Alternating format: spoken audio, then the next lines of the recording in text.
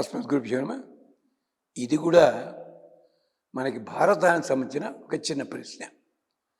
బహుశా ఎవళ్ళో భారతం జాగ్రత్తగా చూసి మంచి ప్రశ్న వేశారు. ఏమిటంటే అది విరాటపురంలోనే సంఘటన ఉంటుంది. ఉత్తర కుమారుడు ఆ కౌరవులు ఎవడొచ్చిన చీల్చి చంపివేస్తాను అని బయలుదేరాడు. సరే, బృహన్నాల్ని తీసుకెళ్లారు సరదాదిగా. వెళ్ళిందాకా ఉత్తరుడు పారిపోయాడండి, పిరికివాడు. విచిత్రం ఏమిటంటే ఇదే ఉత్తరుడు 3 నెలలు తిరగకుండా కురుక్షేత్ర సంగ్రామంలో భీష్ముడిని ఎదిరించాడు. మొట్టమొదటిగాను 6 గంటల సేపు యుద్ధం చేశాడు భీష్ముడితోటి. భీష్ముడి పని అయిపోయింది అనుకున్న చుట్టుపక్కల వాళ్ళు.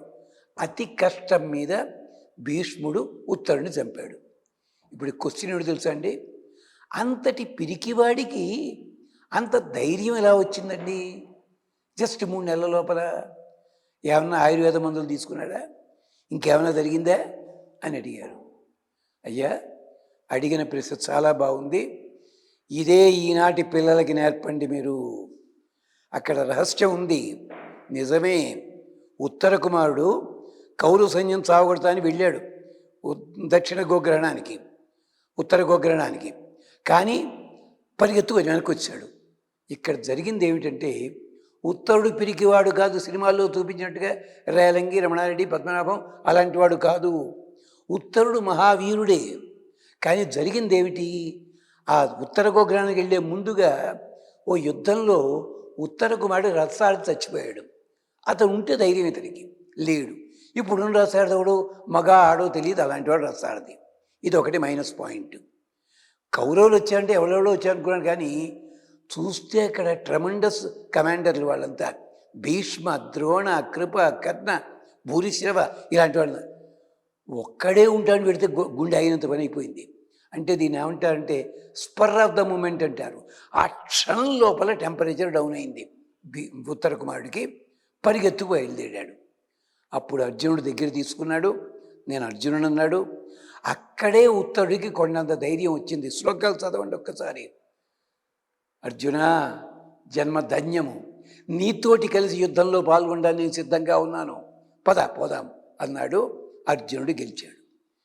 ఇలా ఇచ్చిన ఇన్స్పిరేషన్ వల్ల 3 నెలలు తిరగకుండా కురుక్షేత్రంలో భీష్ముడితో యుద్ధం చేశాడు. భీష్ముడు ఎవరండి? చీఫ్ కమాండర్ అవతల పక్కని. యువతల ఉత్తరుడు ఎవరండి? కనీసం మేజర్ జనరల్ కూడా కాదు, మామూలు సైనికుడు. ఇప్పుడుంది. దీనికే ఒక చోట కేయూరబాహు చరిత్ర అని దాంట్లో రచయిత మంచి పద్యం రాశాడు. ఏమిటో తెలుసునా? అరయగా నమంత్రమౌ అక్షరము లేదు. మీ దగ్గర ఎన్ని అక్షరాలు ఉన్నాయో, 52, 56, కొన్ని మనం తీసేసాం, అవసరం లేదని అక్షరాలు ఎవడో వాడవండి అని చెప్పి. కాదు, అక్షరాలు అవసరమే.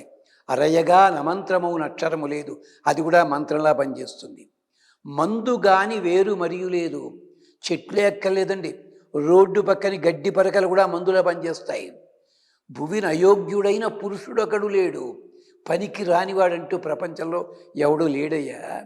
ఒక్కటే కావాలి నీకు, కూర్చువాడొకడే కొదువగాని. వాటిని సక్రమంగా వినియోగించేలా చేయగలిగిన ఒక నేర్పరి కావాలి. పువ్వులు పుచ్చుకు కొడితే ఎవరికైనా దెబ్బ తగులుతుందండి. మరి అదే పువ్వులు మన్మధుడు పుచ్చుకు కొడుతూ ఉంటే విశ్వామిత్రుడు అంటూ కొంపలు అంటుకుపోతున్నాయి ఒక్కడికి. అంటే వస్తువు గొప్పతనం కాదు, ఎంత సామాన్యమైన వస్తువుని కూడా నువ్వు తయారు చేయవచ్చు. తల్లులారా, తండ్రులారా, మీ పిల్లలు పిరికిగా ఉన్నారనో మరోలా ఉన్నారనో ఎక్కడెక్కడికో వెళ్ళి, ఎక్కడెక్కడో బాబాలు స్వామీజీల దగ్గరికి వెళ్ళి, అక్కడ క్యాంపులకు వెళ్ళి వేలకు వెళ్తలేని కంటే ముందు మీరు నేర్పండి. వాళ్ళల్లో ఉన్న టాలెంట్ని చూడండి. మీరు అగ్గిపుల్లలో ఉంటుంది చిన్న నిప్పు, వెలిగిస్తే కొంపలు అంటించేస్తుంది. అలాగా వాళ్ళని ప్రోత్సహించండి. అదనమాట.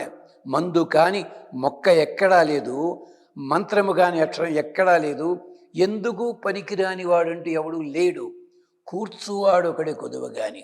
ఈ అడిగిన ప్రశ్న అడిగిన వాళ్ళకి మనసారా నమస్కరిస్తున్నాము. ఇదొక్కటి గుర్తుపెట్టుకోండి. పిల్లల్ని తిట్టండి, తప్పని చెప్పండి, ప్రేరణ చెయ్యండి. తద్వారా అద్భుతంగా ఎదుగుతాం. దీనికే ఒక మహానటుడు, కొంగకాళ్ళు నువ్వు నీ బొంద నీ గొంతు బాగుండదన్నారు.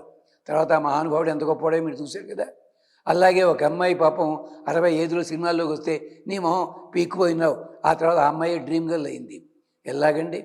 ఘంటసాల మాస్టారు రికార్డింగ్ ఎడితే నీకు గాడిద వాయిస్ అన్నాడు, ఆ దుర్మార్గుడు ఎవడోను. తర్వాత మళ్ళీ ఘంటసాల మాస్టర్ తోటి రికార్డింగ్లు చేసి రికార్డులన్నీ వేసుకుని వాళ్ళు లక్షలు సంపాదించాడు. అయ్యా, ప్రపంచంలో ఇలాంటివి చాలా ఉన్నాయి, గమనించండి, ప్రోత్సహించండి పిల్లల్ని. స్వస్తి.